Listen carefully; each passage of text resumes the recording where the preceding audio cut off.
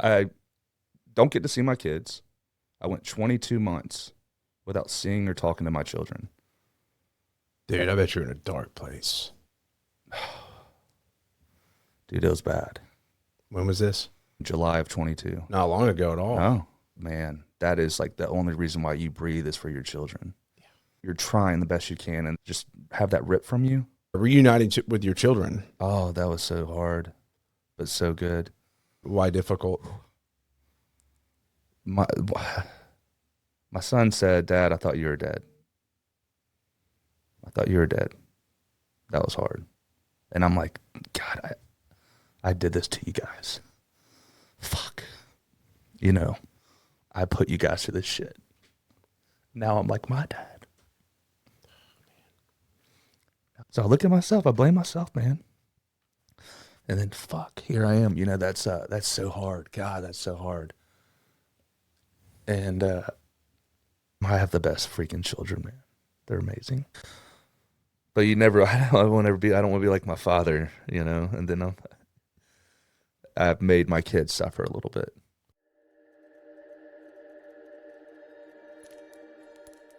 All right, ready to do this? Ready.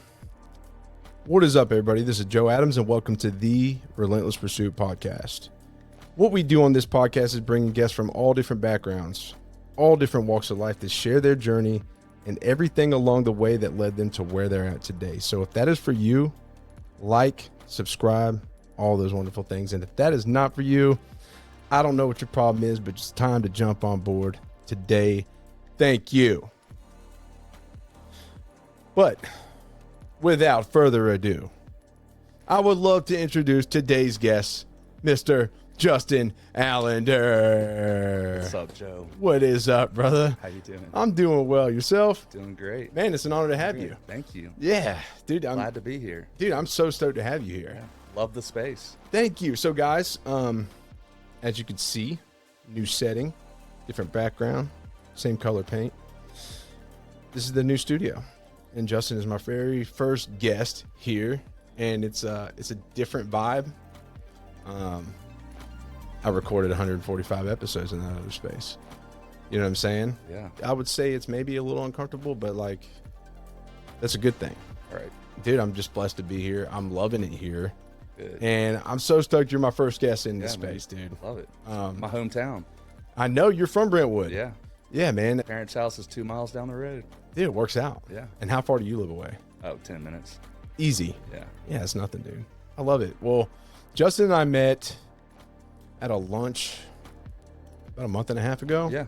Yeah, I think it was like literally right before I was moving. Mm-hmm. That day I made that decision, which is crazy, but I got connected with you guys through Chris Rochelle. Shout out to Chris. Such a solid dude. Yeah. He is amazing. Man, he just has a heart for like helping others. He is the connection in the veteran world here. Yeah, without a doubt. Knows him. You're a veteran as well, right? I am. Yep. Yeah, served in the Marine Corps. Yeah. How many years you do? Total 8. 8 years. Okay, so you did 2 4-year enlistments? I went in originally in the Marine Corps Reserves. Oh, really? I ended up being activated. So dang. Yeah. When'd you get activated? Went in 2002. 324 India Company, so shout out to those guys. All right. Don't exist anymore. I think they're now Kilo, but went in 02 and then was activated in 03 and then deployed in 04. Nice, man. How old are you? About to be 41, 3 weeks. Oh, dude. Yeah. Well, happy birthday almost. Getting old. But but hell yeah, man. Let's take it back, Justin. Yeah. This is about the journey. Yeah. So we're going to start from scratch. Oh, man. Get to know you. But before we do that, just give everybody just a little insight on what you do today in your life. Absolutely. So my main focus is mortgage business. Okay. Primarily focusing on VA loans. So I'm helping educate veterans on how to utilize the VA loan. I'll argue and say that's probably one of the best benefits coming out of the military serving is that VA home loan. Yeah. Hands down. What you can do with it is really good and make a lot of money from it. Yeah, for sure. Yeah. But, that's primarily what I do. I'm also the CDO of Operation Headshot. Okay. And you had Matt on and Paul. Obviously, you've talked about that in your previous episodes. Mm-hmm. And, I just love helping veterans. And I'm able to do that with my actual occupation. what I get paid to do. That's cool. But I do everything. I'll do any kind of residential home loan. Yeah, so a little bit of everything, man. Everything. Hell yeah, man. And that benefit, it's nothing. I haven't used it yet, so eventually, I'll talk to you when that time comes.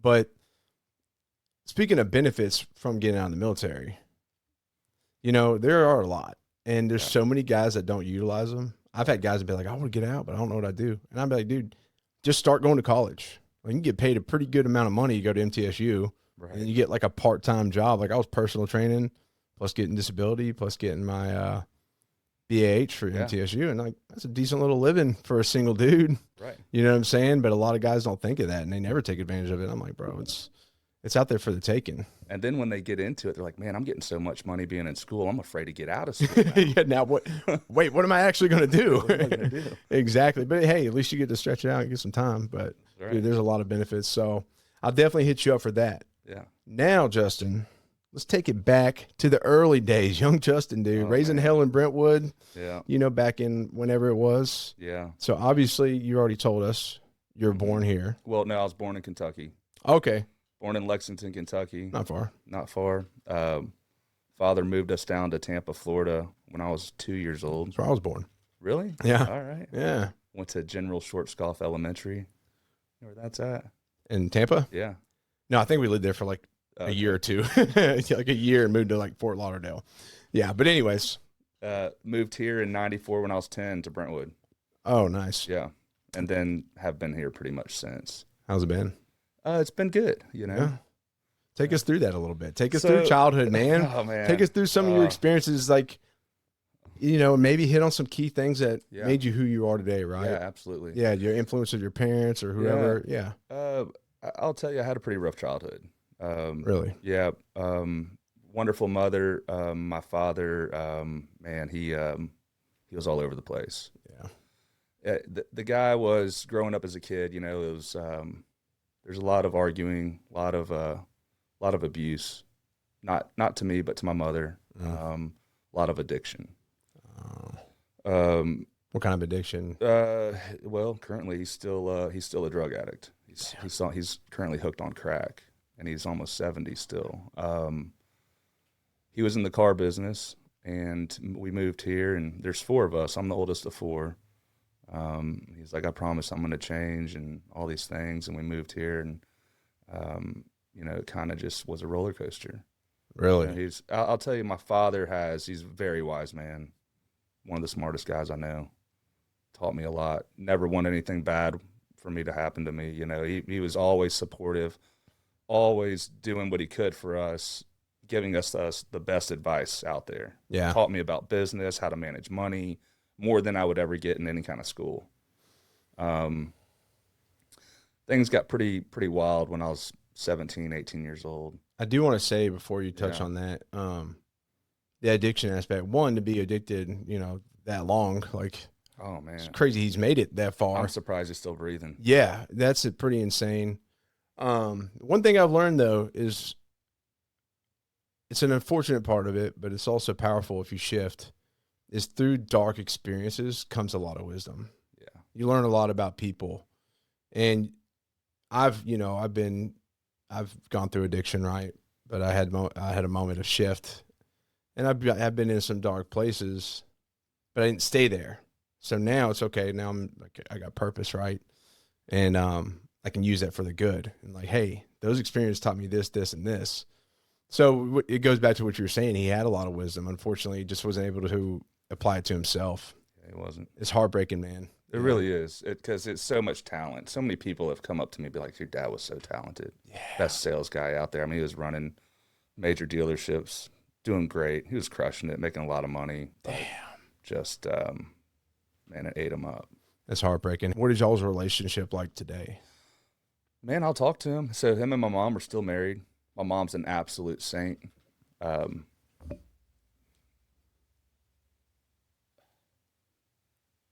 Well, I would say at my age now, I realize what she's done. Yeah. I used to I used to have a hold of grudge against her. Like, why won't you leave? Why wouldn't you? Why'd you stick us through all this crap as kids? But she was the backbone. Great woman. But And props to her. So anyway, he'll call me. He's fine. He's right down the road. They still live together in the house that I grew up in since '95 here in Brentwood. My mom works. She's very successful still. He doesn't work. He got in trouble back in 2017, robbed a bank on Bell Road. He was all jacked up, and he needed like $2,000 to pay off a drug dealer. He was calling everybody like he usually did, and he went in high and robbed a bank. And I was married at the time, living right down the road from them here in Brentwood with my family, and the FBI calls me, "Hey, you need to get to your mom's house." I was like, "All right." So I get up over there, like, "Is this your dad?" I was like, "Yeah, I'm not gonna lie, that's my dad." "Well, he robbed a bank. We're trying to find him." Yeah. So he robbed a bank, got away, and he ended up doing 3 years in federal. Dang, dude. Says he was clean that whole time, but who knows? But I still talk to him. He called me the other day. My mom said he's probably using about every other week. He'll disappear for a night or two and show back at home. You know what I appreciate about you though? What I see is because you're still able to maintain a relationship. It's just unconditional love, man. Yeah. But sometimes with people in your life, you keep it, you don't allow them in certain spaces for sure, but you love them where they're at. Yeah. And sometimes that's like all you can do for somebody, And I appreciate that, man. It says a lot about you and your character. Yeah. So, hell yeah. Yeah. Thanks for sharing that, man. That's pretty deep stuff, and it's very interesting dynamic. Something I'm gonna have to think about a little bit. I don't know. After each of these episodes, man, I tend to think about it for a couple of days, and I gain a lot of written pieces from it or whatnot. But yeah, so thanks for sharing that. That's pretty wild. Yeah, there's a lot of wild stories too, man. Yeah. Well, maybe at some point we'll dive into them because it's those wild stories it's interesting to hear. Yeah. Thanks for sharing that. And then, so to what you were saying, then 17, 18, it got pretty wild. Yeah. Yeah. We got my brother who's 17 months younger than me, and we're in business together in the mortgage business. And then I've got another brother who's 13 years younger, brother's 11 years younger, sister's 13 years younger. Dang. So my mom's, she's juggling 2 babies. She's got 2 high schoolers, and then she's got a husband who's just all over the place, maniac. So she couldn't really focus on us. So me and my brother, we're just out there. We're running pretty wild. How did your mom do it? Oh man, I don't know. She's a saint. Yeah, that's crazy. And when you say so 17, 18, you went to the military not too long Yeah, after. I did. So I got in trouble, got a DUI. I think I was 17, and I was like, man, I don't think I'm ready for college. Yeah, I need to go. I need something. I need some kind of structure. I need discipline. I didn't have that. I didn't have a good father figure. He taught me a lot of stuff, but he didn't teach me the good stuff. Well, it goes back to saying, lead by example. Mm-hmm. Your children they're not typically going to do what you say. My daughter, I'm like, don't do that. She just does it. Obviously she's 2, but you know what I'm saying? They're going to replicate your actions. A lot of times they're watching you the whole time. So if you're saying do this and you're living a totally different way, I mean, it can go either direction, right? So, and I think, you needed that direction. Mm-hmm. I did. I definitely did. And they broke me. Yeah. Started in boot camp. Damn. The drill instructors, I remember they told me, they said, you're good physically. We had to mentally break you down. They told me that at the end. Yeah. I was like, well, you did, and I appreciate it. Well, getting to that point, you said good physically. Were you like in sports and stuff growing up? Yeah, always in sports. Baseball was my thing. Yeah. Love baseball. Son's playing right now. Enjoy watching it. It's great. Hell yeah, man. You're a pretty tall dude too. Yeah. Yeah, I noticed that, obviously you got boots on. I had boots on last night, so we were comparable in height, but then I'm wearing my barefoot shoes today. And I'm like, what's up, Justin? Hey, you know what I'm saying? Yeah, dude. So you've always been an athlete. Yeah. It's a good thing, man. Yeah. And so obviously that benefited you in going to the Marines. Yeah, but no doubt. They do break you. I mean, hell, I went Air Force, a little bit different, but still, it's a shift. It's a shift, man. And discipline. I mean, I needed the same thing. I had great examples as parents. I just it's just in my nature. I've always gone against the grain. But, I went to a military college, and I left a month later. My dad and my grandfather went there, and so it was like a legacy thing. but it wasn't me. You're just like, I'm out. I was like, I don't want this. And then I went to another college. At least you didn't waste much time. I didn't waste much time, You know? but I went to school somewhere else and I got hooked on pills. Okay. And then I went to the recruiter after that. And, I needed that discipline, man. I needed that direction. So same kind of thing, right? You just realized you weren't going to do anything but probably keep getting in trouble. Right.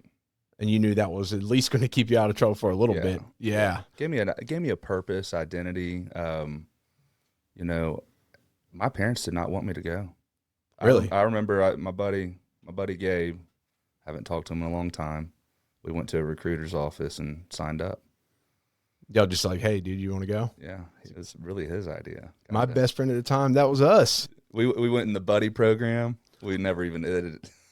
We didn't even end up in the same platoon for boot camp or anything. We ended up in the same company.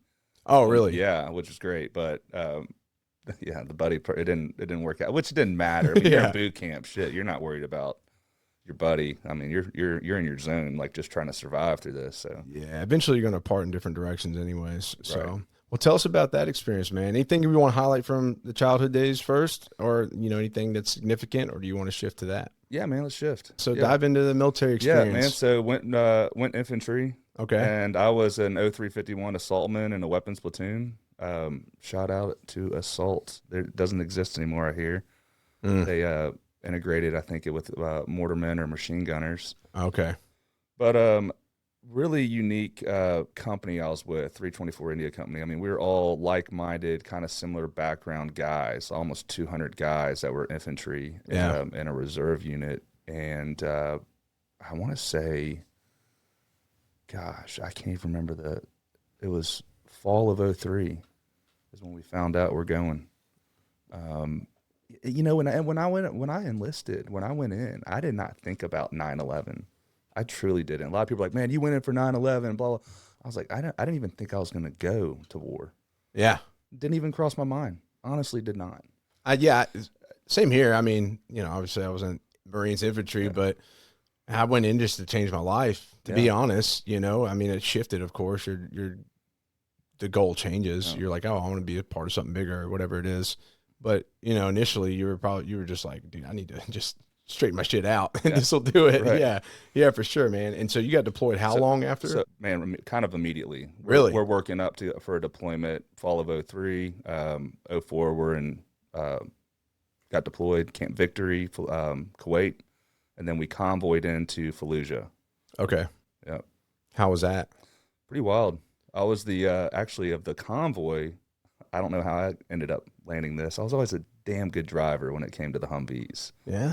I would say I was probably one of the best, but I mean, you got the Land Rover out there. You're probably just going over hills in Brentwood and I trade for every year. Yeah. I got a car buying problem, but I was the FO, so I was in the Humvee driving, heading this convoy up, okay, all the way into Camp Fallujah, and it took us I want to say 2 or 3 days to get there. Man, it was a nightmare. Yeah, it was a nightmare. But they always, if we got hit, it was always the rear of the convoy or the middle.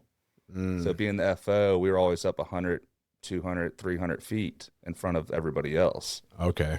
So Dude, I was freaked out, man. As soon as we crossed that line and we got into Iraq, I mean, I was driving like this, Really? Oh, dude. You feel you care to share any of the experiences? Man, I just, you got comfortable though. Yeah, it was a little scary, people throwing shit out in the road. Didn't know if it was an IED. And a lot of times we'd have to spot something, wait for EOD to come, and it could be 6 hours. Yeah. How long were you there? We were there in country. I want to say it was total 9 months. Okay. Yeah.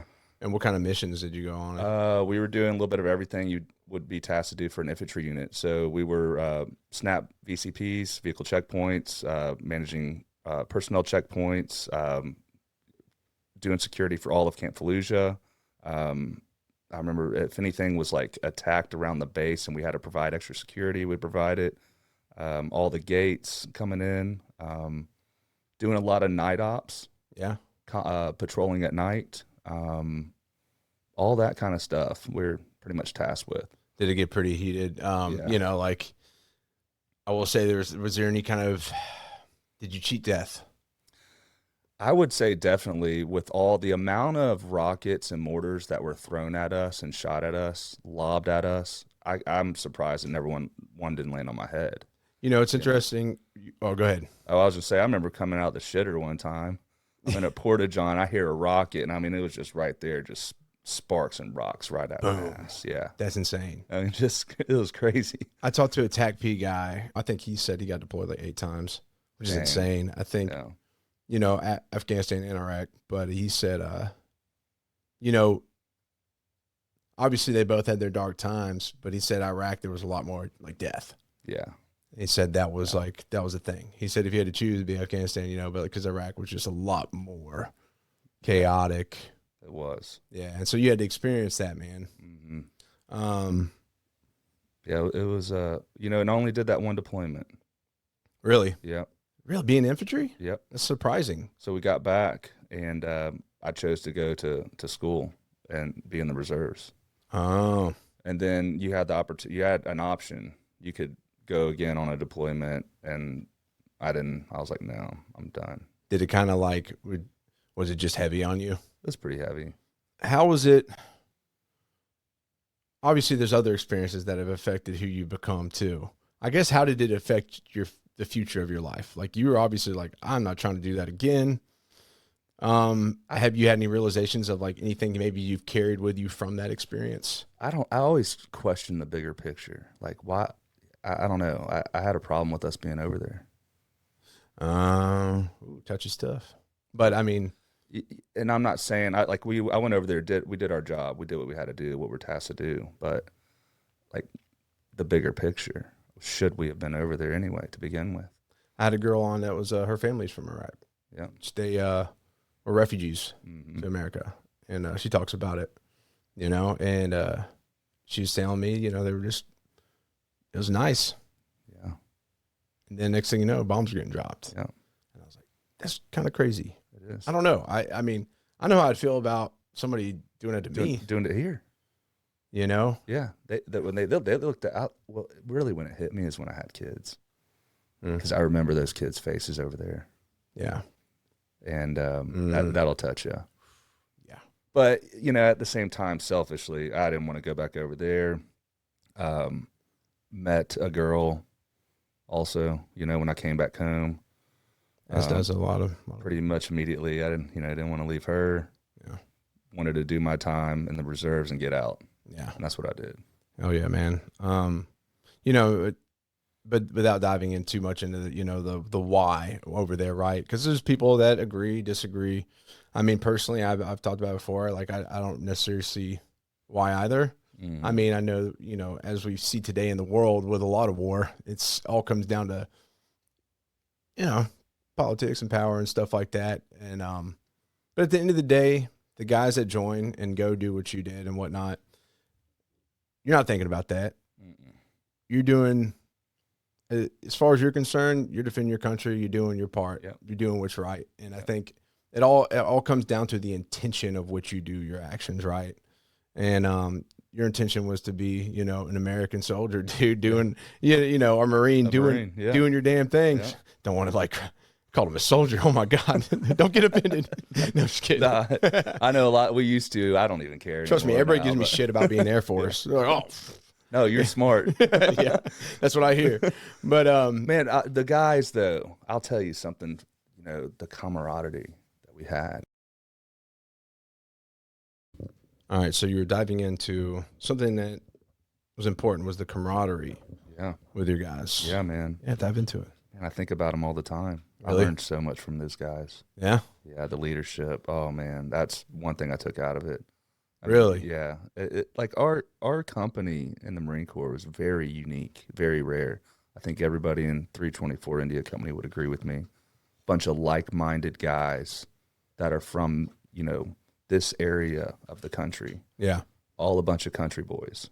Really? On a mission that all had not just what we learned to do as infantrymen or you're in weapons, machine guns, mortarments, assault, but also had the ability to have, you know, a lot of time and a job in the civilian life. Yeah. So you bring that aspect together over in Iraq, and what they would do with our company, because it was so unique, is task us out to do all kinds of stuff. Because y'all like, dude, we just well connected, flowed together very well. That's cool. And and I remember talking to, guys in the active duty units, and they're like, man, we don't have that. We're all from all walks of life. It's hard to kind of come together as one immediately. Yeah. You know what I'm saying? Naturally and organically, without the Marine Corps forcing you to do it. So I would, it was actually, it was great. But I still think about, some of these guys, man, that helped me through a lot of things. Yeah, man. It's interesting you point that out, because there's nothing wrong with bringing people from all different walks. Mm-mm. But there's like there's a period of like that, building that comfort to connect that way. Mm-hmm. And when you're deployed, there's not a lot of time in certain situations, right? Like, it's best you can go into it with that connection already instilled in your crew. Yeah. That is important, man. And yeah, are you still close to a lot of those guys? As much as I can be. We have an awesome Facebook group. There's like 500 of us in it. Oh, cool. Everybody's posting every day in there. We have a reunion every year. Nice. One of my best friends, Joe Badoon. Yeah, Shout out to Joe. You got to have him on here. He's in Christiana, Tennessee. Owns a roofing company. Oh, not far from me. Nope. And maybe that's why I know the name. Yeah. Yeah. Actually, I do. Does he bodybuild? He's huge. I've met him. He's a big boy. He trains at Carbon in Murfreesboro. Probably. Yeah, I think we've said what's up before. Yeah. Like because I trained there years ago. I know exactly who you're talking about. Yeah. Dude, we went to elementary school together, middle school, went to Brentwood Academy together. I got kicked out. He left. We finished at Brentwood High, then Marine Corps together. And then we were bunk mates in Iraq together. No shit. Yeah, dude.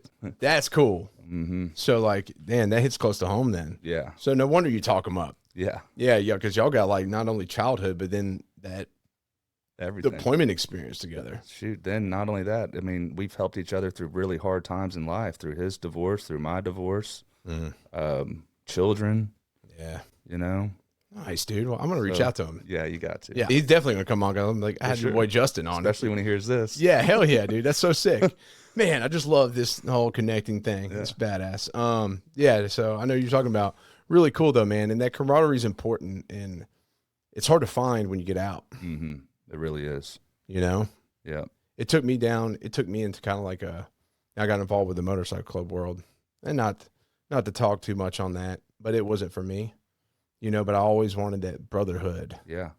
And I think I always appreciated it since I was little, because I moved around a lot. I didn't never really had it. And I found it in the military with some guys, and then like getting out, like I just really, so now I got my spiritual crew. I got the Hari right there, and seeing that little picture right there, that's my brothers. And we get together for our thing, but and that's what it's pretty badass. But when you get out, it's a hard transition to go from it's all gone, that crew to like, no. Yeah. You feel alone. Yeah. Here I am in college. I don't fit in. Mm-hmm. And then I got my sense of humor, like from the military. People are looking at me like, what the fuck is wrong with this guy? It's like, what do you do? Yeah. It's a weird shift, but you just do the best you can, man. And, that's why I've always been in something, like stayed involved in something. Yeah. I was doing reboot combat recovery at my church for a little bit, went through it, ended up leading the class 3 different times, which was great. And then, now Operation Headshot. Yeah. Just gives you a purpose. Oh, without a doubt. Helping out all the veterans. And it's great. I get to do it in my job too, with VA home loans. That's really cool, man. Yeah. So you're like fired up by a lot of different purpose. Yeah. That's cool. Something I wanted to say on that too, man. I kind of lost it. Maybe I'll circle back around, but I will say from a genetic standpoint, men are tribal anyways.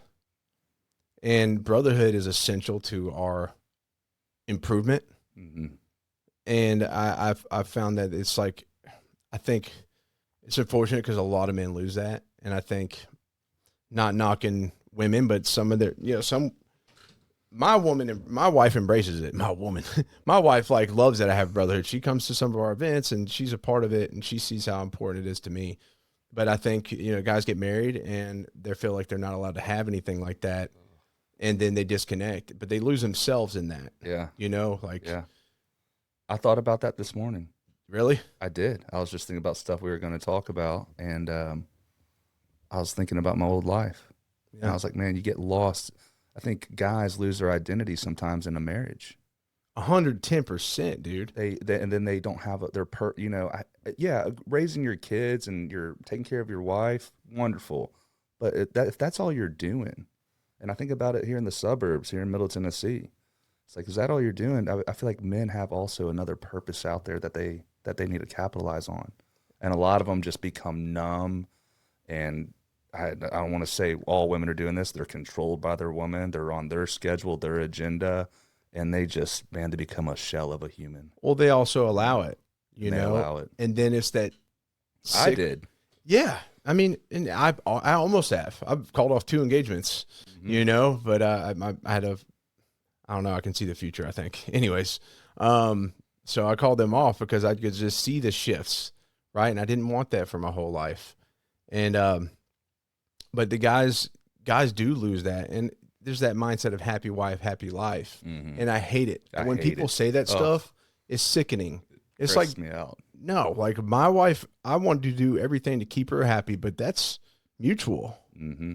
Both ways. It's a team. If just you're suffering, but she's good, that's no way to live, dude. Yep. And then you find, and not to knock sports, but people find their identity in like a football team. Mm-hmm. And like, that's not an identity, man. That team can move to another state. And then do you like them anymore? Right. Or if like your favorite player does like some heinous crime, are you a fan of them anymore? No, like you need true raw connection. And I'm not saying having beers and just talking shit about the ball and chain at home that lets you come out. And I know some people may get butthurt by this, but this is the truth. I'm talking about like being in nature with your brothers, connecting on really deep levels, stuff like that, and doing things that are purposeful, like giving back, like Operation Headshot does. Like that's not only good for you, but that's just this tied in energy that's going to like expand for everyone, and you are all going to grow. And then you're going to be a better husband and father. It's going to bleed into the rest of your life. And for your children. Oh, yeah. Your children are looking up to you and seeing what you're doing. Yeah. You know? And they might not know it when they're little kids, but you stay consistent. You keep your purpose going. Yeah. Helping out others, really leading with love. Man, your kids, they'll recognize that. 110%. But that's if your cup's full. You know what I'm saying? And like, again, Brotherhood is going to help maintain that for sure. Definitely. Yeah, man. So that's a good reflection to have. And I think it's very important to put out there because obviously you found it in different ways since, but I think most veterans have been in that period of like lack of, and it's just like draining. Like, yeah. Oh, fuck. But anyways, moving forward. So you get married. Yeah. I got married at 20, got married in 07. I was 23. Dude, I almost got married at 23. Yep. It's pretty young. Looking at nowadays, heck, man, people ain't getting married that young. No, I didn't marry my wife till 30, a couple of years ago. That's perfect. That's good. I mean, I had to go through a lot of shit to get there. Yeah. Suffering forces growth. Essentially, getting comfortable is easy. And so a lot of people settle down because they think time's going to run out or whatever.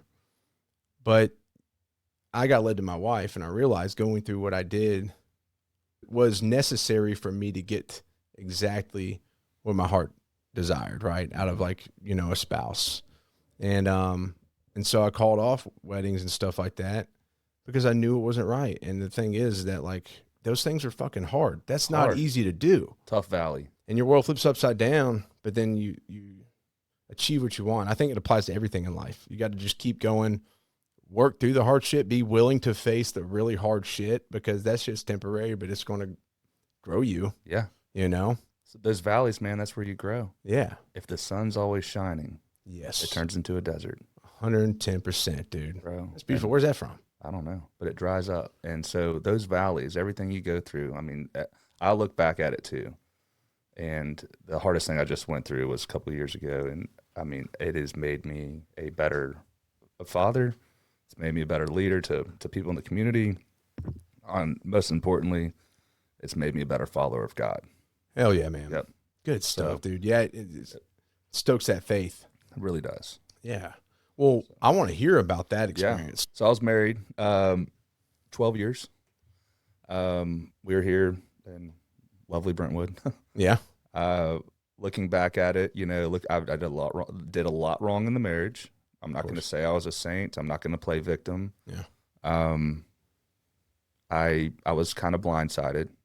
I was served. I think 85% of men are served by the woman nowadays. I was looking at some of these statistics, kind of wild, and it was hard. It's hard. It was very hard. I didn't want it. I was begging on my knees. When did y'all have kids? We had kids. My kids are 8 and 10 right now. We had kids when I was 30.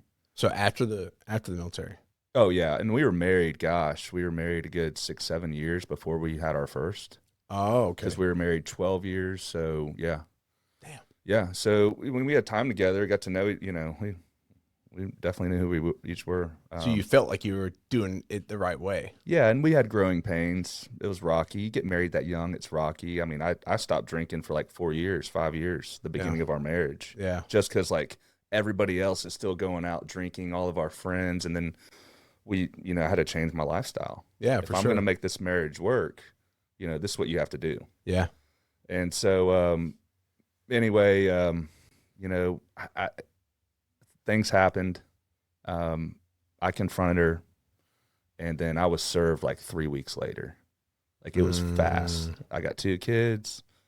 We were actually adding on to, I remember walking out there to the back of the contractors, like, stop. They're adding on to the back of our house, this new outdoor area. And I was like, stop. Don't spend any more money. Yeah.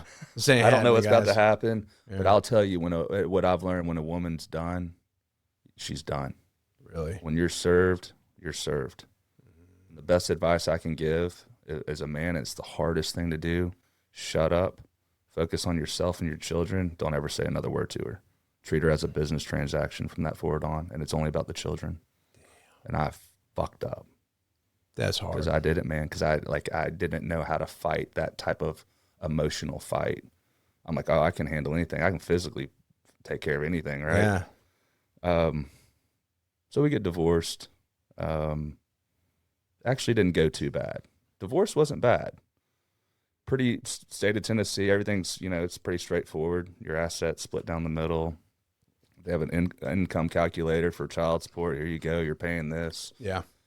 Roll on. We sell our house in Brentwood. I built a new house, like I said, 10 minutes down the road, right off Harding here, and been there since. And that was, 5.5 years ago. She married, moved on pretty quick. She was remarried within 18 months after our divorce. She was married. There's statistics about that too. Oh man, women move on so fast. But they feel it first. They feel it quicker. They do feel it quicker. Like men tend to hold it in. They don't want to feel the emotional part of it. Right. So, yeah, they're going to feel it and move forward. Mm-hmm. But that probably did not help you at all. No. Because you're like, how? I know. Frustrated. When she served you, you said you found stuff out. Yeah. I'm sure you were surprised to be served, but were you? Did you expect something wasn't going to work out, or were you hoping to work things out? Probably about a week before. I knew I was going to be served. But no, it happened so quick. It happened so quick. It was 3 weeks, 4 week time frame from confrontation, me confronting her about it, to me being served. Damn. Boom. Your life is just flip-flopped. But was it the life that I really even should have been in to begin with? But yeah, it's the journey, but there's more purpose for me.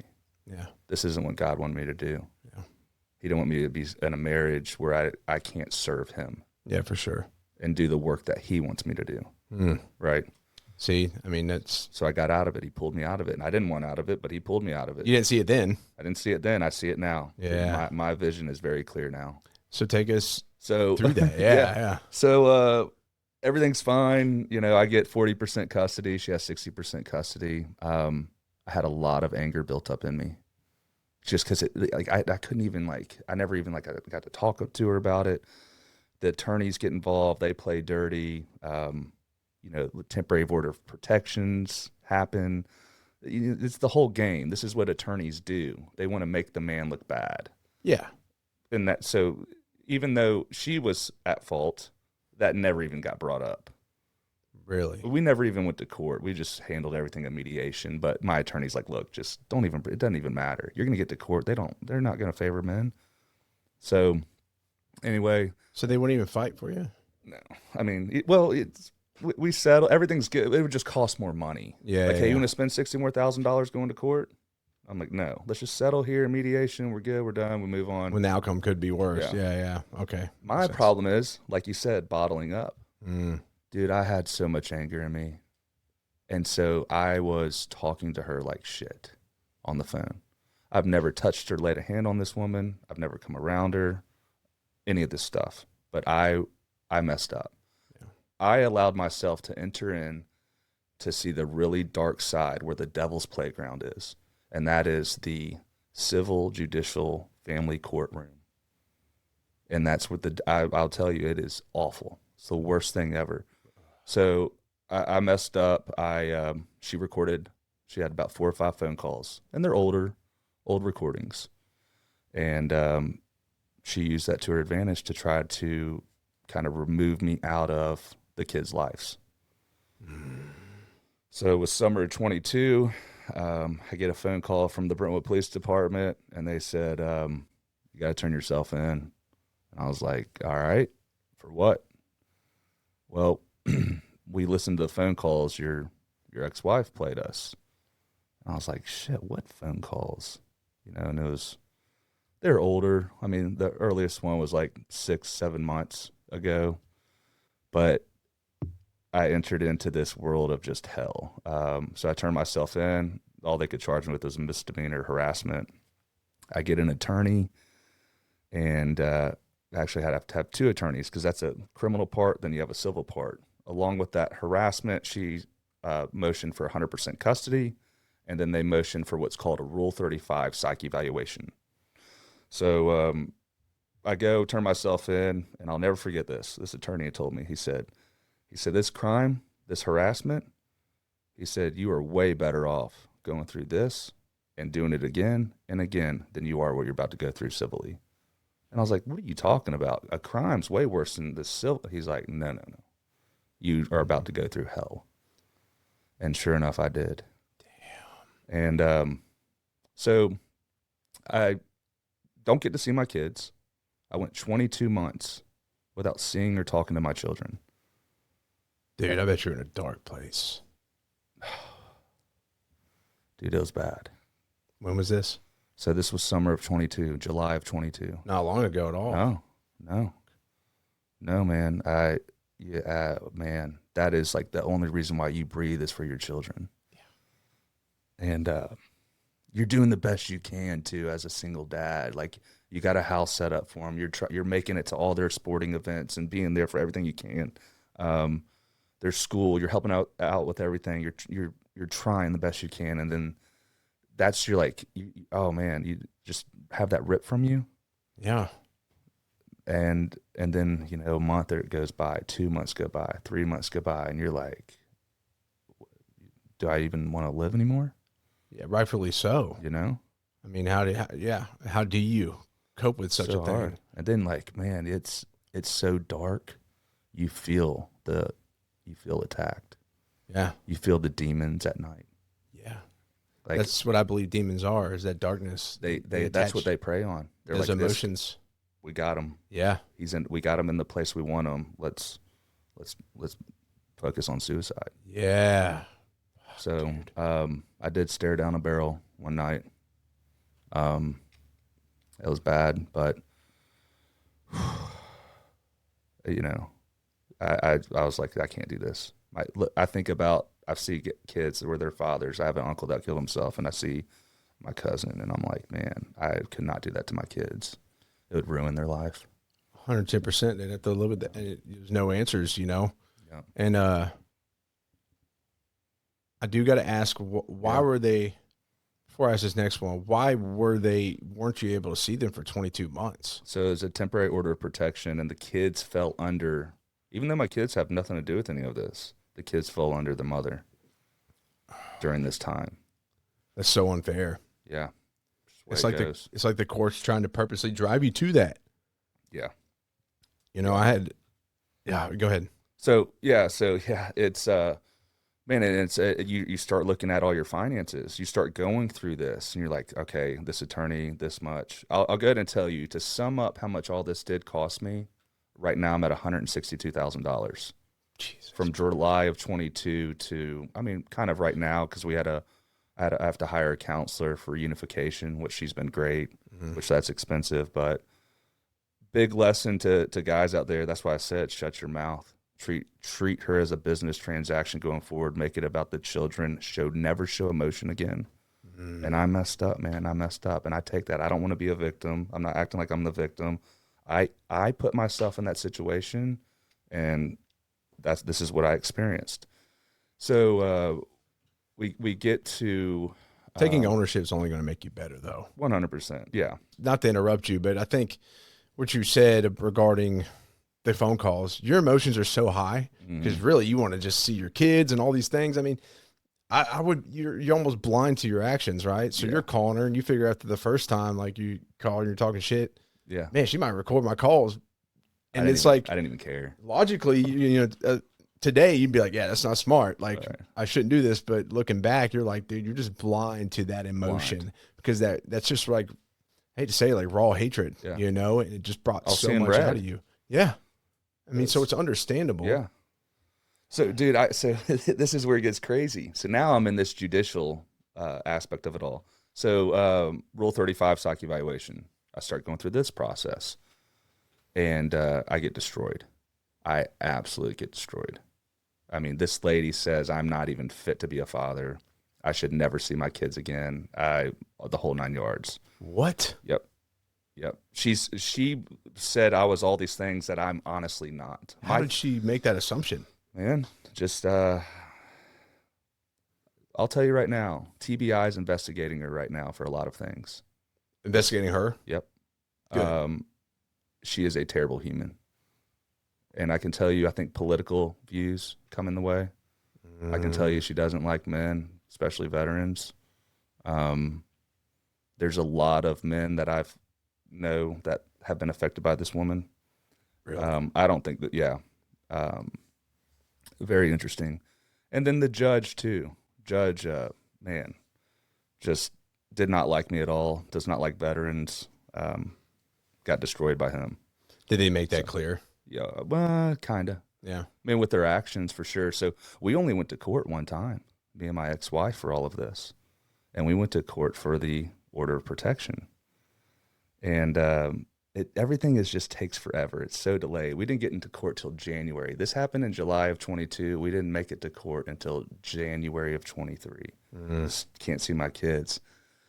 And I get in there, and I mean, they just, it was bad. I didn't have a good legal counsel. My attorney at the time was terrible. Williamson County also, people need to realize this. It's one of the most corrupt counties in Tennessee. Is it? 100%. There is so much crap going on. The judge that did what he did to me was busted for prostitution in 2012 or 2010. And he's sitting here serving on the bench. He's a bully. Is he where's he at? So he early retired. Of course. Forced into retirement. There's all kinds of stuff on him too. But you get into this and you get into the details and you start trying to figure out what the heck's going on. How can this happen? This is wild. Yeah, because it's easy to be like, the victim card's easy to fall into, especially in a situation like that. Like, they're just coming after me for X, Y, and Z. But then, and that's just natural. Like, especially when you got screwed the way you did. But then it all makes sense when you start finding shit out, and you're like, no, like, these people are bad. Yeah, they're bad. I had my best friend Andy, my brother Jordan, I had them involved in every meeting, every attorney meeting, on every email, because I was like, dude, this doesn't make sense to me. How is this happening? And they were like, dude, this is wild. Absolutely wild. So January of 2023, I get in there, sum it up. They play the phone calls in court. It was awful. I go on the stand, testify. She goes on the stand, testifies. Her parents, they get involved. They want order of protections. Never did anything to those people at all. Yeah. And then the judge has to make a decision, and they say, well, we're not going to release this Rule 35 psych evaluation report until you put an ankle monitor on. And I said, I'll do that if I can see my children. And the judge goes, he agreed to it. He's putting one on. I wore an ankle monitor for 13 months and 10 days at a civil court that I had to pay for. It cost me $360 a month, and it was a nightmare. Hardened criminal. I mean, like, holy crap. Never laid a hand on this woman. I'm wearing an ankle monitor.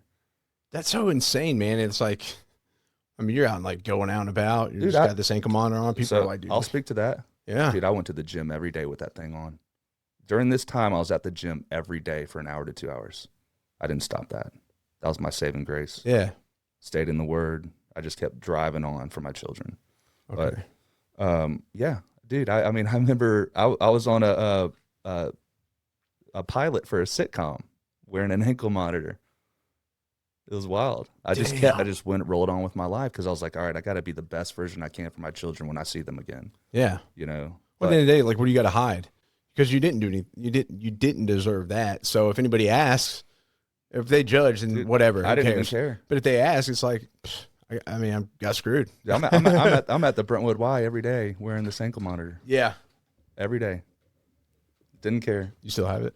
No, you had to turn it in. It's like those things are like $1,500 or something. Jesus. So then I'll speak to that. But so I put that thing on, and man, long story short here on that, I ended up finding out on my fourth attorney that the judge did not follow law. Should never have had this thing on. We were 2023 June. Went to a lake house. Had the ankle monitor on still, and my best friend Andy's turning 40. It's all couples, all husbands and wives, and me with an ankle monitor on. And I'm like, man, I can't do much with this thing on, but I'll wrap it up and get in a canoe. So, ankle monitor story. Oh gosh, the water got in there. Yeah. So no water got in there. So I damaged. Okay. I damaged it. I was in it was a kayak. So we rented this house at Lake Kentucky, really nice house. I had no service out there. Get up to my phone. The ankle monitor lady was like, hey, we got a warning saying that you cut it off. I was like, no, I didn't. Sent her a video, still on my ankle.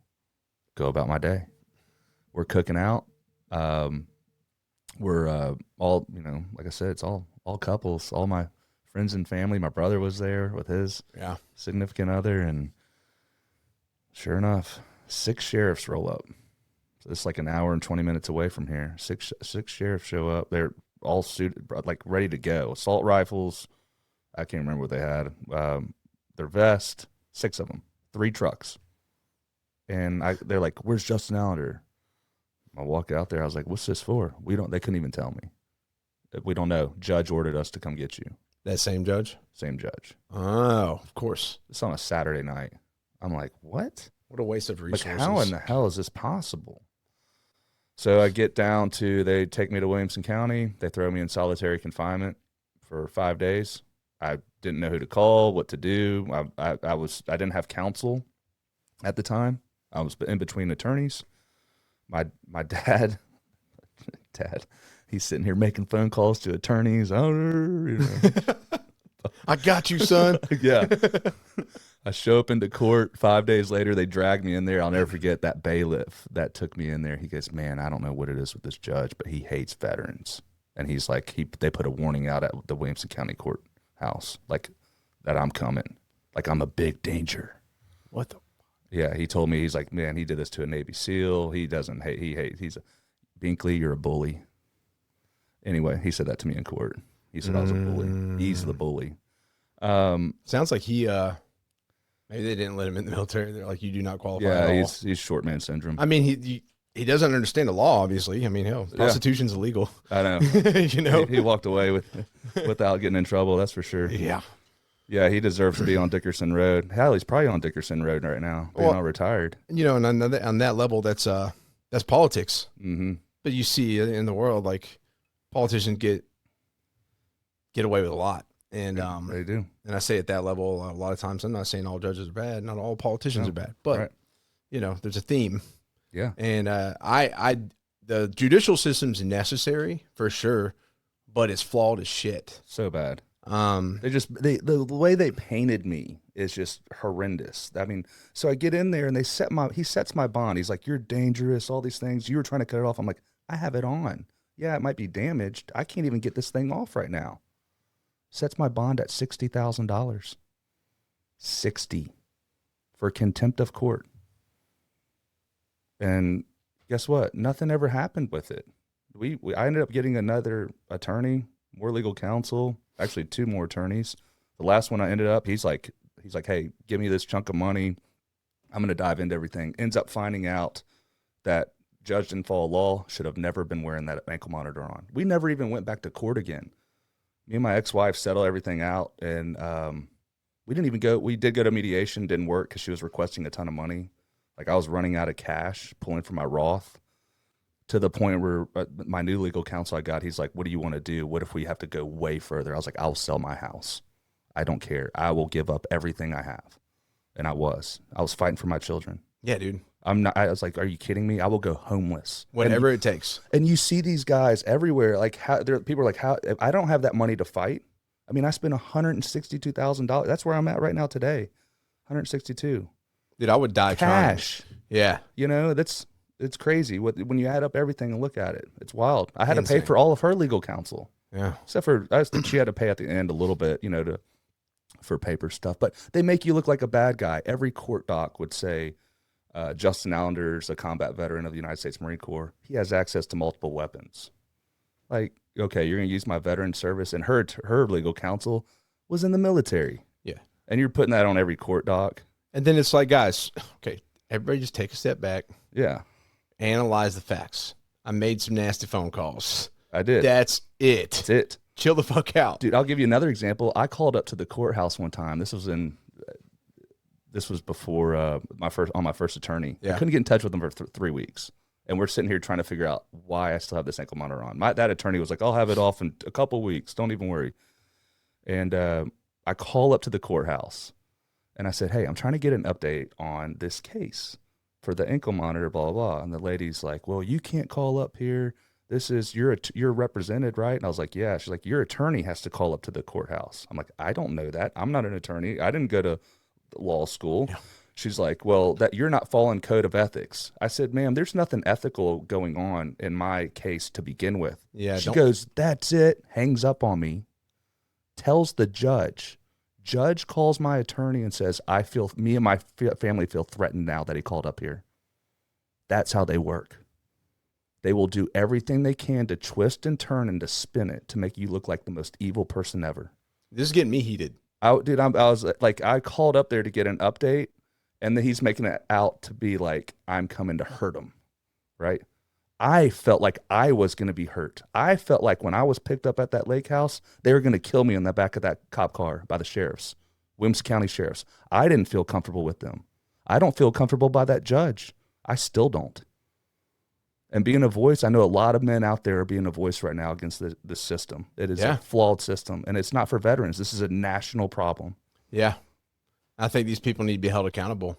Absolutely. I don't think that Joe should have been able to retire. I think there needs to be some accountability. I was sitting in that cell when I was in there, and I was praying to God. I was like, please do something here. And when I got out and I saw that judge, 10 days later, my brother sends me the news article. Judge steps down, early retirement. And then, hey, the news should have done a better job covering this. I think they're still trying to unravel what's going on, really. But hey, he's still down there in Williamson County right now, practicing law. I think he's a mediator. This guy's disgusting. Yeah, he's a snake. He's the worst kind, but that always comes around, man. It does. And so, man, I'll tell you, like, to wrap all that up, that experience that I went through, that story that I can share, guys, I know it saved a lot of guys and a lot of my friends. Yeah. And I'm like, man, I messed up. And I've learned to operate from love. As crazy as this sounds, like, I want nothing but the best for my ex-wife. I will never say anything bad to my children about her. I said all those things I did, but it was quite the opposite, man. It was like, I never want anything bad to happen to the mother of my children. Yeah. You can stab me in the back, do all these things. I don't want anything bad. I want the best for you. We're doing great. Our communication's phenomenal. We've done a couple counseling sessions. The shout out to Tracy. She was our reunification counselor for the kids for me when we ended up dropping everything. And so when I was reunited with the children, man, that was so tough. I do got to ask, because I want to hear about that. Yeah. But your ex-wife, what was her? Have you shared all this with her? Not really. Don't really have an opportunity to be honest. Maybe so. I don't know. Yeah, But I don't know if she's knows anything you faced, because obviously you couldn't contact her that whole time. So I wonder if she's aware. I don't think she is, man. If it was me, I don't know. I'm not speaking for anybody. I'd break my heart to know, damn, I didn't want to go this far. You know what I'm saying? Because it's really terrible what you had to go through. Yeah. And it's unjust. And I wonder just what, I guess I'm just wondering if she's had any input on it all. But yeah, she doesn't even know really, which is also hard. It's that's where the problems begin. It's how do you... No communication. Yeah. You start manifesting things that you think the other party's doing, or, you turn into enemies. Oh, dude, she's serving me twice, wanted to get 100% custody during this process. Okay, my legal counsel, what is she doing? Dude, she wants you gone. She doesn't want you to ever see those kids again. They're wanting to get 100% custody. And you're like, wow, I'm really fighting this. How do you feel about that? Man, it's hard. Because I still don't even know to this day. I really don't. I've had 2 or 3 in-person counseling sessions with her. We have never spoken, and we're now 3 years. We have never spoken to each other in 3 years. So you've had those counseling sessions, but you still don't know in your head, she doesn't want you involved, It's only about the children. Everything we do, and we use an app called Our Family Wizard. Wonderful app. You track expenses, you communicate through it, and everything is only about the children. That's good. There's nothing else that's said. I don't care. I'll never get personal with her again. She'll never get personal with me. Probably for the best. For the best. But, I don't know. I couldn't tell you if she knows this really the side of the, my truth. And I don't know if I even know her truth or her intentions. Yeah. But another thing, one thing that does stink, it's I hear from other people, well, she would say to my friends, I'm letting the professionals handle it. Well, you're the one that kept driving this. This is civil. At any point in time, that woman could have stopped this. Yeah. Every attorney told me, hey, I was like, man, could she stop this? She could make one phone call. This all could have stopped and you could have seen your children. And so she kept going. And the pain it's brought you. Mm-hmm. But also the ability to share it. Yeah. It's this double-edged sword, man. Double-edged sword. Yeah. So at least you're finding, at the end of the day, you're finding the purpose in it, and you're finding the value there. And that's the best you can do. Man, I look back now and I'm like, even recently, every day I wake up, I'm like, thank you. Thank you for opening my eyes. Thank you for letting me go through this. Yeah. You made me a better father, a better man, better leader, giving me a purpose. I rewired my heart. Yeah. I rewired my heart. God rewired my heart. I'm sorry. He rewired my heart. Yeah. Had this situation not happened, who knows? Exactly. If it would have been rewired, I would have been stuck in this dark, angry, mean mode of just hate and wanting revenge, and and that's not a way to live. That'll eat you apart. Exactly. It'll kill you from within inside. 110%. So you faced it, man. Mm-hmm. And that's the powerful thing, dude. And props to you for doing so. Yeah. And to think that was so I think you were about to dive into something else. Shit. Yeah. Because I wanted to ask you about her perspective, right? Yeah. Oh yeah, reuniting with your children. Yeah, man. Oh, that was so hard, but so good. I mean, why difficult? My son said, "Dad, I thought you were dead. I thought you were dead." That was hard, and I'm like, God, I did this to you guys. Fuck, I put you guys through this shit. Now I'm like my dad. Now I'm a piece of shit like my dad. So I look at myself. I blame myself, man. And then fuck, here I am. That's so hard. God, that's so hard. And they're good. I have the best freaking children, man. They're amazing. They're smart. They're great. So good. But you never. I don't want to be like my father, And then I've made my kids suffer a little bit. I made my kids suffer a little bit because I allowed this to happen. But I feel like it made us stronger in the end. Hearing that from my son, that was so hard. Yeah, that's heartbreaking, dude. And he's just, did my ex-wife do the right thing through it all with the children while I was absent? If you look at it from a clinical standpoint, from a therapist, they're going to say she did. She didn't say anything, which is a lot better than bashing. Yeah. So she didn't bash me. She didn't say, the kids, I kind of had to, tell them the story like, hey, I did something bad. I got in trouble for it. That's what caused me to not be able to see you guys. I used to date a girl that bashed her, the father of her kids, or her daughter, and bashed him. Well, I ended up having this dude on my podcast. I didn't know it was him. He's telling me a story, and and it's just crazy because she said all these things about him. And I'm sitting with him, and he genuinely loves his daughter so much. He owns at first that he wasn't the best because he wasn't ready for it. But he's like doing everything he can, and it broke my heart. And I'm like, damn, this is a really good dude. And like my perspective for a time is that he is a piece of shit. Mm-hmm. And it's that easy for people to shift everything about you. Oh, yeah. I know people think I'm a piece of shit. I don't care what anybody thinks anymore. Which is good. Really don't. That's gone. Yeah. I show up with my head high at every freaking sporting event. Everything that my kids are doing, I'm there. Yeah. And I know people are like, they talk, man. Brentwood is freaking all gossip, Yeah. I mean, these people don't have anything better to do. They lost purpose, I think, sometimes. But And I'm the new guy around here. so dads, their father's back around. But you know what? I just take the high road. I just be nice to everybody. I'm here for my children. That's all I care about. All I care about.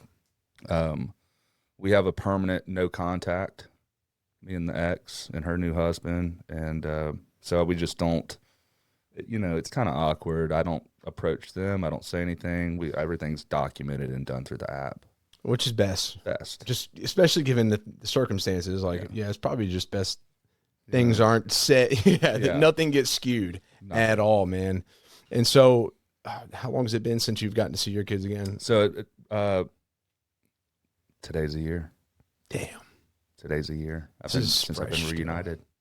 Well, one, the growth you've had since, the perspective shift and just everything you're telling me, becoming a better father, a better man, spiritually, emotionally, finding the purpose in it all. I mean, it's all very powerful shit. Yeah. Sometimes it takes people years to attain. Yeah. This experience condensed that down for you in a very short time. And you still got a lot of life to live. A lot of life. And you said something, you're like, oh man, it killed me. You said, I'm like my father. Yeah. And you're not. Yes, it's easy to see that because you got to take ownership of your actions, and those make you really hard on yourself. Taking ownership is a powerful thing, but initially you're going to be like, dude, it's me. Mm-hmm. I get that. I wonder why a lot of doors have opened, and there's a lot of opportunity, and I've been crushing it, man. But I'm like, why ain't I here yet? Well, because I've let things from when I was a little kid be this block that I carried with me until I just realized a week ago. Yep. And I'm like, holy shit, it's on me. This is why I'm not at the level I want to be, because I'm afraid of this or this, and it's the same kind of thing. And so it can be a really harsh reality, but a very necessary one, dude. And so, yeah, you face that for a second, but at the end of the day, that's not you. No, it's not me, dude. And I'll tell you, I know it's not. Yeah. I have such a clear vision now of what I want to do in life. Yeah. And, I feel great. I feel great now. Yeah. I mean, man, it's made me who I am. It's made me my character, who I am. All of these things, this entire journey, all the valleys is where I grew. Dude. And I'm going to keep going, man. And not to say there's not going to be another one, but hey, I know how to face them. Exactly. I know God's got me. And if I can just wake up every day with a great attitude, driven and love, dude, you're going to win. Yep. The way I look at it is if you keep going, man, I picture like I go up a mountain, hit a valley on the other side, but then I start working my way up and I realize once I start this next mountain, I'm above that other peak. So you're climbing a bigger mountain, but from a higher level, right? Yep. You're starting off from you've already conquered that peak. So you just keep going. I mean, I think the valleys are necessary, man. They're good for you. You're going to face them. And I think you shouldn't go through life comfortable. Right. And right. let's obviously you don't want nothing like this situation to happen, right. Obviously. And, hopefully people can learn from you to avoid such an issue. Right. But I mean, yeah, dude, you're firing me up though. Yeah. Like seeing where you've come from that. Cause that's a powerful thing, man. I'm really proud of you. Thank you, man. And I'm honored to know you. Yeah. Like that's such thanks, Joe. Like it's a heartbreaking story. It's hard to hear, but it's also a very powerful and amazing story at the same time. There's so much beauty in it too because of the outcome. And you're just getting started. Like a year later, you're building this relationship with your kids and like, the past in the past with your ex, but y'all still connected through that. Yep. And I guess, what I'm wondering is like, what's ahead for you? Yeah. Like as far as with your children and stuff, like, I don't know, what kind of plans do you got with this new shift in perspective? Yeah. Man, glad you brought that up. I feel the success coming. And I feel like when you go through all these things that you're able to handle the level of success that I want in life, right? And do it well and humbly. Yes. Before, if God was to be like, hey, I'm going to give you this success with this business and Operation Headshot or give you access to a lot of money, I wouldn't have been prepared to handle that money the way he wanted me to, right? Yes.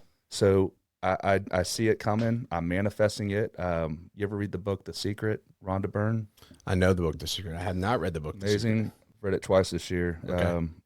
But I know what it's about. Manifestation. And it's that I wake up every day with that mindset, a clear mindset of where I want to be with my children, my business, my work, and God's work, what he wants me to do for people. So I don't know, man. I'm going to keep plugging away. I really am honed in on VA loans right now. I'm really wanting to educate veterans on how to strategically use the VA home loan to own multiple properties to build wealth. Yeah. It is amazing. Hell yeah. And that's a huge passion of mine, man. People just don't realize what they can do with that tool. Yeah. And I've seen it. That the VA loan, man, it saved me through my divorce. That VA home loan saved me. Really? It saved me. No shit. It provided, like I had a house here in Brentwood and a conventional loan. Never used my VA before. And when I was going through my divorce, we hadn't sold that house yet. I wanted to have a good place for my children to go to with their room set up at a nice house, blah, blah, blah. And the VA loan allowed me to do that, move into a brand new home, zero down at the time. I actually got $2,000 back when I moved in that house. I got my deposit back and my appraisal. Damn. And $500. Damn. So I moved into this brand new house set up for my kids, didn't have to worry about the money, utilizing that 100% zero down VA home loan. When the time comes, you're schooling me through it. Dude, I will. And then you can own a lot of properties doing it. We can talk always. Hell yeah. Off well, I'm going to build this first. Yeah. But there's definitely more I want to get into, man. And having land and stuff is a very big goal. Mm-hmm. So yeah, dude, that's freaking awesome. And you said something that really hit me though. Is like you manifest things, but you can't just daydream about it. A lot of people, I know you're not like that, but like manifestation takes action. It does. For it to actually succeed, right? Yeah. You can't just sit there and wish and pray and just wait for it to fall in your lap. You have to take the steps forward. But what you said is like that hardship, like you got a level of success you envision, dude. Trust me, me too. I got this picture that if I could paint on the wall, people would be like, oh my God, that is beautiful. But I can't. And sometimes, the thing is, you got to hold on to that because no one's going to hold it for me. Mm-hmm. So I have to always see that. Always. But to achieve what I intend to, it's going to take those. The journey's been really hard the last few years. I mean, hell, I moved into my building shortly after I met my wife, but 6 months into meeting her, I proposed. A month later, she's pregnant with our daughter. Here I am. Things aren't going as planned. And I'm starting a family, getting married, basically a brand new business, like 3 really hard life, really big life events that are a lot at once. Obviously all blessings, but it put me like, man, these last few years have been hard, dude. But it's like the journey that's been carved. Yeah. Like I wouldn't trade it for anything. Yep. I'm like, bro, like this is going to make that so much better. Yeah. You know what I'm saying? And like, I'm glad my wife is with me through it because we get to that level together and then look back on it and be like, hell yeah. Yeah. And I know the same's going to happen for you, bro. You're going to absolutely crush it, man. I'm stoked. You're getting positioned, man. All this movement, everything that's God's doing in your life, you're positioned for success. Oh, 100%. You're getting out of that comfort zone. Yeah, you're probably comfortable out in Murfreesboro, right? Yeah, besides paying, figuring out the bills every month. But I'll dive into that. I'll have to tell you all about that. But no, but I was. Yeah. I had the space to work, and it was crazy. I was comfortable being uncomfortable financially. Right. I was comfortable almost like just trying to figure it out because I had my space. I had my gym to train people out of. I had this thing going, but I needed to grow. Yeah. And a big roadblock for me is like putting myself out there because of, I'll tell you about this later, but like self-worth and value and stuff like that. That's been my biggest block. So when I talked about, man, I could have been doing X, Y, and Z and put myself out there, but I've been afraid of rejection. But those things stem from like really young age. And I know what that is now, but I've done the work to get there and figure that out. Now I know I know this source, right? Now it's like, fuck it, I'm going to be bold. Like even asking people questions yesterday with my little camera, that's very uncomfortable. Yeah. But I want to ask people impactful questions on the spot randomly because that can turn into things. Like I've got to do those things in order to grow. So stepping out. But a lot of things that you've already instilled in you is look what you do physically. Yeah. Right. And how you take care of your body. Oh yeah. Well, I mean, herpes. I think men need to, when you're going through hard shit, get to the gym. Get to the gym. Work out every day. Dude, I have worked out my whole life, but I really got dialed in about 2-3 years ago into just like what I'm putting in my body and how to really work out. And now, dude, I can't go a day without it. Dude, you look good. Thanks. You're killing it. I'm trying.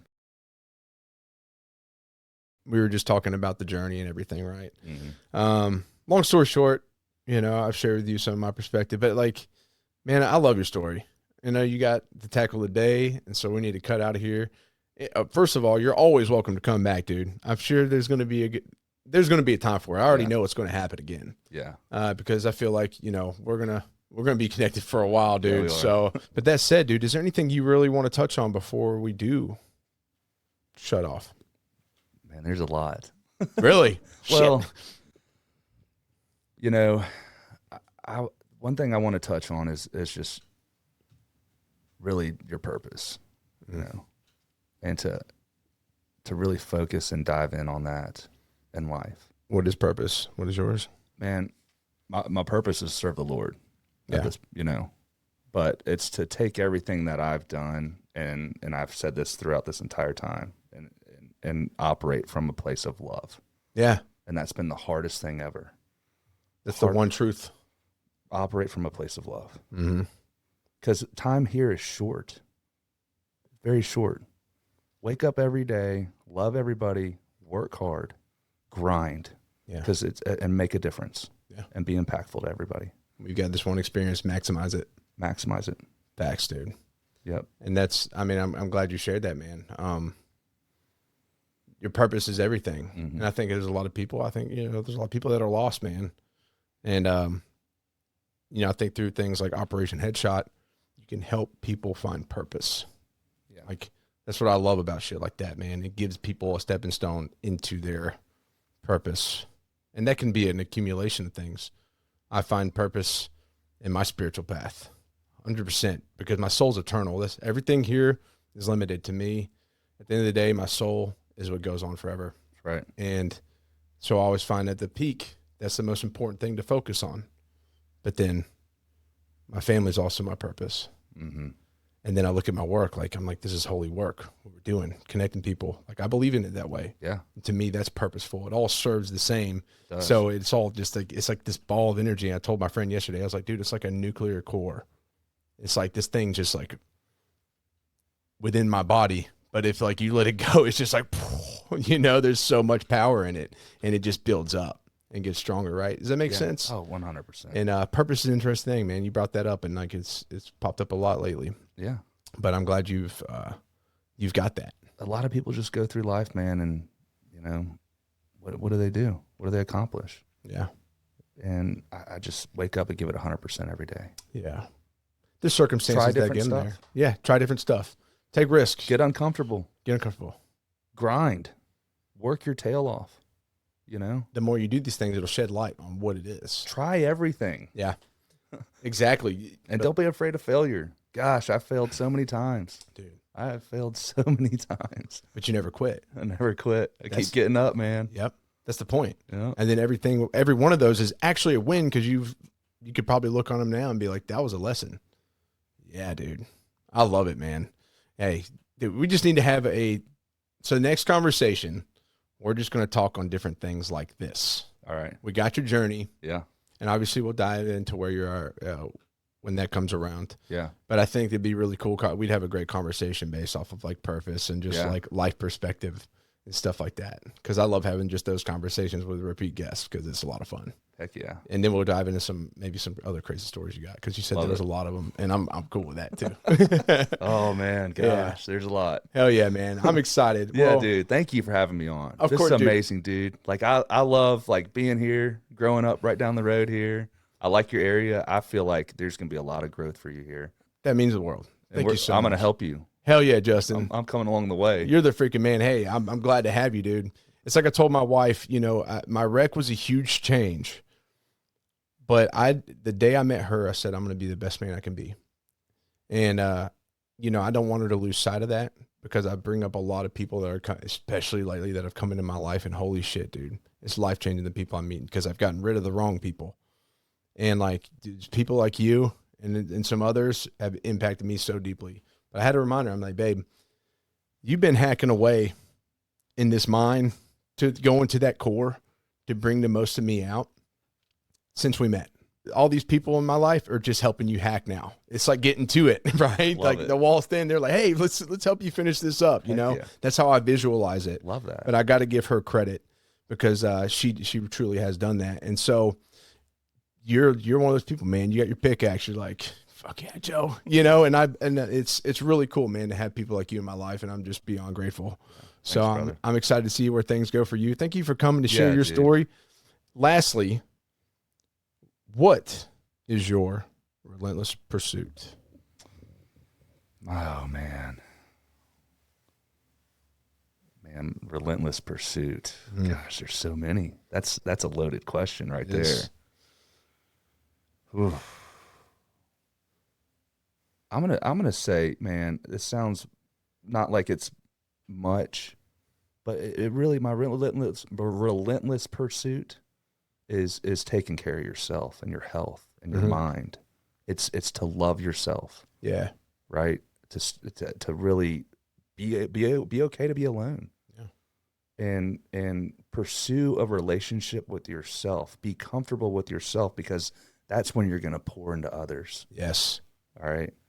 And it's taken me a while. Like I'm wonderful by myself and loving myself now and taking care of myself and my mind and making myself better every day. Yeah. And that's going to be my relentless pursuit, because that allows me to be my best version for others. Yes, dude. And to really be impactful to make a change. You know? I love that. Hey, man, that's perfect. This very, man, I get so many different answers on that question. Yeah. So that's a really cool perspective. It's the first time I've heard it like that. So yeah, thank you for that one. Yeah, man. Like you said, it's taken you a while, but truth be told, man, a lot of people never reach that. Right. And so I think the fact that you're there and you're just growing in that space is only going to open more doors for you. So, dude, thank you for coming in and being the first episode in the new podcast space, the new RP studio. Dude, it's been an honor. Heck yeah, man. Man, I appreciate you, bro. Thank you. Yes, sir. Yes, sir. Take care. We'll do it again.